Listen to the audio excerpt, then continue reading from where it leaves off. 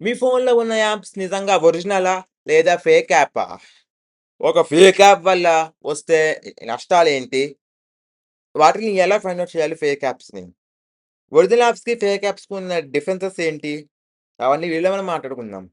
So, ఇంక late చేయకుండా వీడియోలోకెళ్ళిపోదాం. నా పేరు వంశీకృష్ణ. మీరు చూస్తున్నారు tech exploring diaries YouTube channel. Hello friends, ఎలా ఉన్నారు?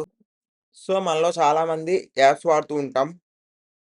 ప్లే స్టోర్ నుంచి కానీ, యాప్ స్టోర్ నుంచి కానివ్వండి, ఇన్‌స్టాల్ చేస్తూ ఉంటాం. అలాగే ఎంఐ స్టోర్ నుంచి కానీ, డిఫరెంట్ డిఫరెంట్ స్టోర్స్ నుంచి ఇన్‌స్టాల్ చేస్తుంటాం యాప్స్ అవునా? వాటిల్లో ఏ యాప్ రియల్, ఏ మ్యాప్ ఫేక్ చూద్దాం. ఫస్ట్‌లీ ఫేక్ యాప్‌ని ఐడెంటిఫై చేయడానికి ఒక 5 స్టెప్స్ ఉన్నాయన్నమాట. మెయిన్ 5 స్టెప్స్ అన్నమాట. ఈ 5 స్టెప్స్ మీరు చూసుకుంటే గనక ప్రతి ఒక్కళ్ళు ఈజీగా అయితే వాడుకోవచ్చు. మీ ఇంట్లో వాళ్ళు కూడా ఈ 5 స్టెప్స్ ఫాలో అవ్వచ్చన్నమాట. పెద్దవాళ్ళు ఎవరైనా ఉన్నా కూడా. సో, మీ డేటా అనేది లాస్ అవ్వదు. ఈజీగా ఉండే 5 స్టెప్స్ చెప్తాను. ఫస్ట్ మనం చూసుకుంటే గనక ఫేక్ యాప్స్‌కున్న డెవలపర్ నేమ్స్. అవి ఎలా ఉంటాయి? ఫర్ ఎగ్జాంపుల్ వాట్సాప్ అనే ఒక రియల్ యాప్ మనం తీసుకుంటే గనక వాట్సాప్ ఎల్ఎల్‌సి అని ఉంటది. లేదంటే వాట్సాప్ ఎల్ఎల్‌సి డాట్ అని ఉంటది. ఓకేనా? ఇది ఒరిజినల్ యాప్. అదే ఫేక్ యాప్స్‌కి ఏముంటాయి? వేరే పేర్లుంటాయి. Developer names. ఫర్ ఎగ్జాంపుల్ మనం తీసుకుంటే గనక ఒక ఫేక్ యాప్ అయితే నో నేమ్ అని వస్తూ ఉంటుంది. అది ఫేక్ యాప్ అని అర్థం చేసుకోండి. అండ్ అలాగే రియల్ యాప్‌లో ఇంకొకటేంటంటే రియల్ యాప్ అనేది మిలియన్స్, బిలియన్స్‌లో ఉంటాయి. అంటే 1 కానివ్వండి, 1 బిఎం కానీ అలా ఉంటాయన్నమాట. అదే ఫేక్ యాప్‌లో చూసుకుంటే గనక 1,00,000, 1,000 అలా ఉంటాయి వాటి downloads. And so, third one వచ్చేసరికి ఏంటంటే రేటింగ్ అండ్ రివ్యూస్. ఫేక్ యాప్స్‌లో రివ్యూస్ షార్ట్‌గా ఉంటాయి. లేదా రిపీటెడ్ కామెంట్స్ ఉంటాయి. అంటే ఫర్ ఎగ్జాంపుల్ ఒక పర్సన్ ఫేక్ యాప్ డిజైన్ చేసాడు. ఎక్స్ అనే పర్సన్. అతను ఏం చేస్తాడు? ఒక 5, 6 మెయిల్స్ క్రియేట్ చేసుకొని యాప్‌ని ఇన్‌స్టాల్ చేసినట్టు చేసి ఒక 4, 5 షార్ట్ రివ్యూస్ ఇస్తాడతను. వెరీ నైస్, ఎక్సలెంట్, గుడ్ అని చెప్పి. అలాగే ఆ 3 కామెంట్స్ రిపీటివ్‌గా ఉంటాయి. అంటే ఎక్సలెంట్, ఎక్సలెంట్ అని ఉంటాయి. అదేమన్నా రియల్ యాప్ చూసుకుంటే గనక కొంచెం పెద్దగా ఉంటాయి కామెంట్స్ అనేవి. అంటే రిపీట్ అవ్వవు. ఈ యాప్‌లో ఇది బావుంది. ఈ సబ్స్క్రిప్షన్ ఉందని చెప్పి ఉంటాయి. ఇది third option. And fourth one వచ్చేసరికి చాలా మేజర్ వన్ అన్నమాట ఇది. ఈ పర్మిషన్స్ చెక్ చేసుకోవడం. అసలు ఈ పర్మిషన్స్ అంటే ఏంటి బ్రో? అంటే ఏదైనా యాప్ లాగిన్ అయినప్పుడు కొన్ని పర్మిషన్స్ అడుగుతూ ఉంటుందది. నోటిఫికేషన్ ఎనేబుల్ చేసుకోండి. లొకేషన్ ఎనేబుల్ చేసుకోండి. మీ కాంటాక్ట్స్ యాక్సెస్ ఇవ్వండి. మెసేజెస్‌కి యాక్సెస్ ఇవ్వండి. అలాగే మీ యొక్క కెమెరాకి యాక్సెస్ ఇవ్వండి. మైక్రోఫోన్‌కి యాక్సెస్ అని అడుగుతూ ఉంటాయి కదా! యాప్స్ అనేవి.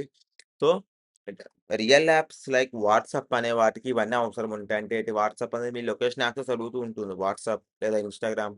ఎందుకు? ఏదైనా లైవ్ లొకేషన్ సెర్చ్ చేయడానికి పనికొస్తుందని అడుగుతుంది. అదే ఒక కాలిక్యులేటర్ యాప్ ఇన్‌స్టాల్ చేసుకుందాం అనుకుందాం. ఆ యాప్‌కి మిమ్మల్ని ఇవన్నీ క్వెషన్ జరిగిందనుకోండి.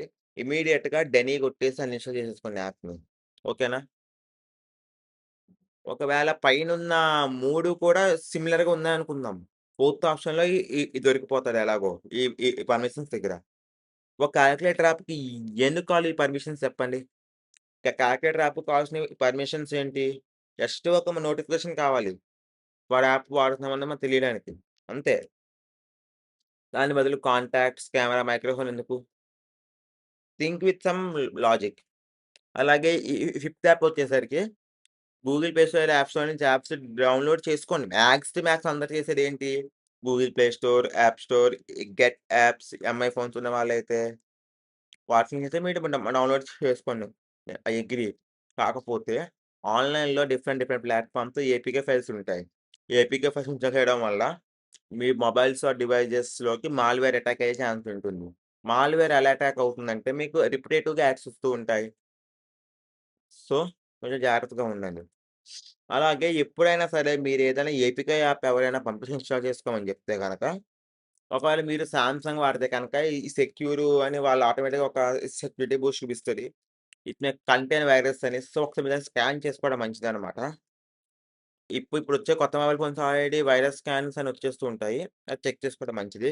లేదు బ్రో నాదొక కొంచెం పాత ఫోన్ బ్రో, 4జీ ఫోన్ వాడుతున్నాను బ్రో, ఇంకా అందులో ఉన్నాను బ్రో అంటే గనక చూసుకోండి. కొంచెం